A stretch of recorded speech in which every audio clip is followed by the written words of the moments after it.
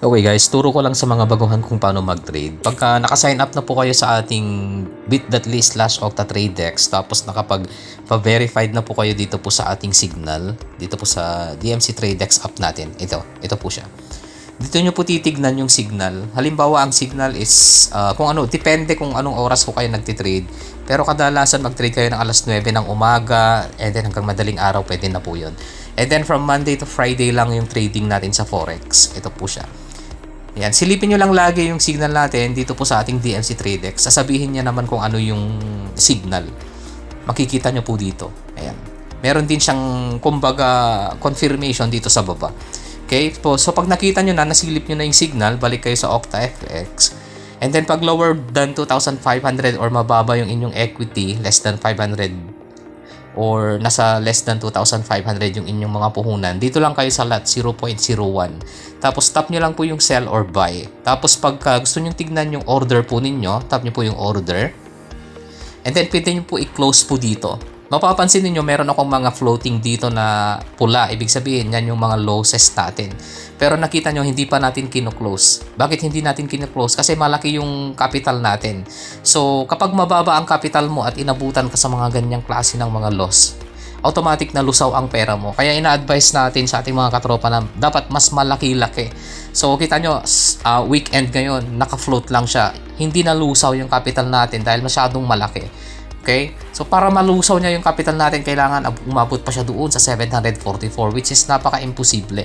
So, may tendency na pag nag-place tayo ng trade, kahit mali yung position na in-open natin, mapapansin ninyo na pwedeng magkaroon ng reversal dito later on. Kita nyo yan, yung mga trinid natin buy, pero ang layo na, nag-sell siya.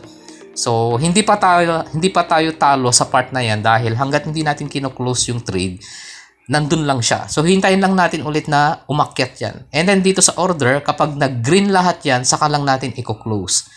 Ayun po guys, kung paano po mag-trade dito po sa OctaFX. Unlike sa ibang mga trade platform na pinupuntahan natin like option trading sa IG Options or sa Expert Option, pag nag-place ka ng trade, within 60 seconds lang, malalaman mo na kaagad kung talo ka o hindi. At mabilis malusaw yung pera mo dun.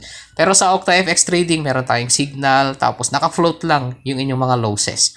So, dito sa mga close natin, tignan nyo yung mga close natin. Pansinin nyo, puro green lahat yan. So, 1, 2, 3, 4, 5, 6, 7, 8, 9, 10. May na-close tayong isa rito pero 0.60. Napakaliit lang yung mga losses.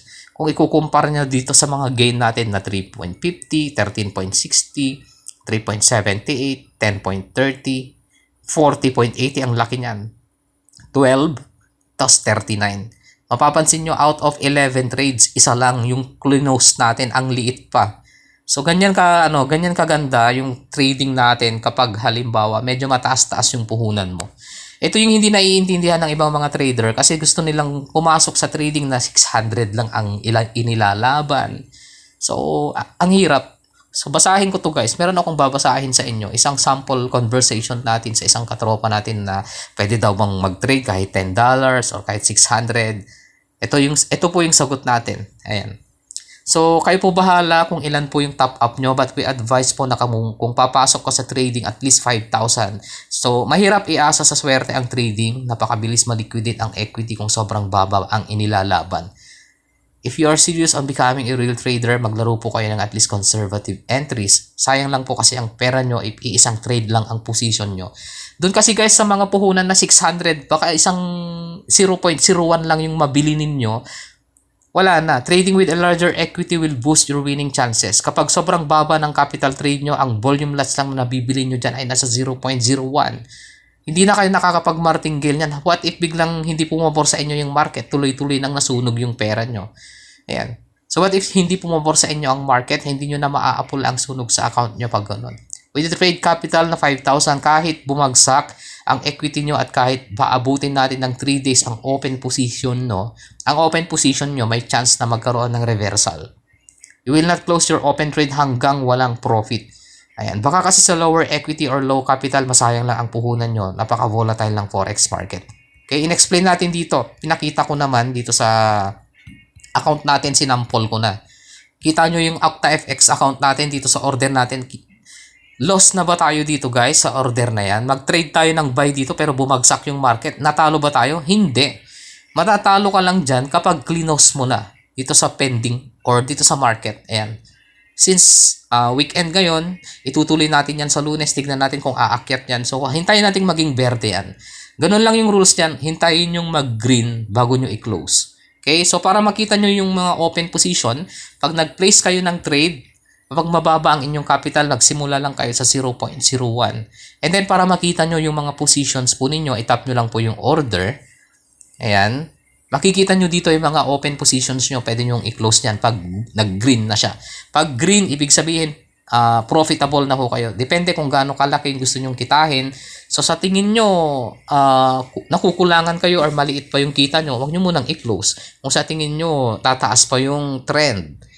Okay? Ano pa yung pwede natin i-discuss? Kasi pag pumasok kayo sa OctaFX, dito sa trading account po ninyo, dito kayo pumasok sa accounts. Ayan. Dito nyo makikita. Tapos dito sa burger menu po niya, makikita nyo dyan yung deposit. Tap nyo yung deposit. And then magpapakita dyan yung GCash. Ayan. Pag tinap nyo yung GCash, minimum deposit amount is 2,500. Pero medyo risky yan guys. I suggest at least larger than 2,500. Pwede naman nang pumasok sa 2,500. Yun nga lang, baka mabitin ho kayo. Pero nasa inyo yun. Kung since gusto nyong subukan, pwede pa rin naman. But I advise 5,000 as yung pinaka-entry ho ninyo, at least 5,000. Okay? Tapos sa signal, pasok lang ho kayo dito sa DMC Tradex. Silipin ninyo kung ano yung current signal na binabato dito. Yun po yung susundan po ninyo. Okay? So, ano pa yung pwede nating i-discuss? O nga pala, i-discuss ko na lang din. Dito sa OctaFX, kailangan verified po kayo. Baka kasi dito, verified po kayo, magpa-KYC po kayo. Ang kailangan ho na ID dyan is driver's license, passport. Hindi ako sigurado kung i-allow ang postal ID. I-try nyo na lang din. National ID, subukan ho ninyo. Baka i-accept. So far kasi yung ginagamit talaga natin pag nagpa-verify tayo, driver's license or passport. Ayan lang guys. So sana nakatulong tong video na to sa mga baguhan, sa mga nagtatanong kung paano daw mag-trade, di daw marunong. Dito sa trading activity kasi natin, simple lang straightforward lang. Kokopyahin mo na lang yung signal, tapos magpi-place ka na lang ng trade mo dito. Hintayin mong maging profitable, saka mo siya i-close. Okay? So, sana nakatulong po yung aking video sa mga baguhan. Alright, so that's it. Yun po yung ating weekend grind episode para sa mga baguhan na nagtatanong na wala pang experience sa trading. Download nyo na lang din po muna yung app natin, yung website, dmc-capitals.com.